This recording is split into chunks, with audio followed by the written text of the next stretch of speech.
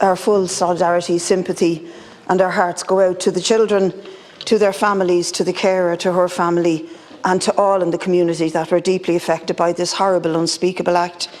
And I think that there is certain grounds for women and children in this country to be fearful of violence because they have forever been subjected to it, both in personal relationships from partners and men that are known to them, but also from the state in the legacy of things like the mother and baby homes. But isn't it interesting that the fascists, and I'm going to call them fascists, not far right, fascists who agitated to have that response the other night never have a word to say about violence against women and children when it's perpetrated by Irish men and is frequently in very, very unspeakable and horrible ways.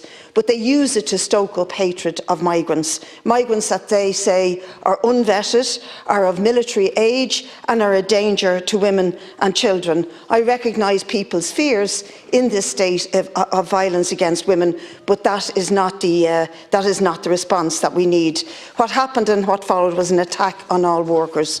But I actually don't believe that it's just a law and order response that we need to be discussing here, because fascism is a global phenomenon and it arises out of crises that is created by the globe we live on, which is conducted by capitalism.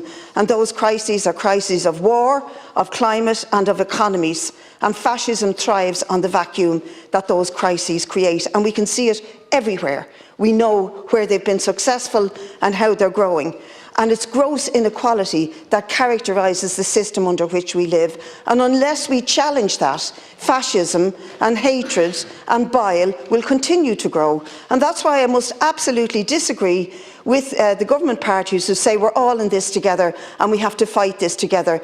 Yes, we do have to fight together in our communities, but we have a different message, and that is that this government and consecutive governments have helped to give rise to it by delivering us a housing crisis, a health crisis, a crisis in childcare, a crisis that delivers gross inequality in this society where the rich get rich and the poor get poorer all of the time, and the evidence is all around us. So to challenge the politics of fascism, yes, we need unity, but we need an alternative to the system that has bred it, not just now, but historically, and will continue to breed it unless we absolutely challenge that fundamental system.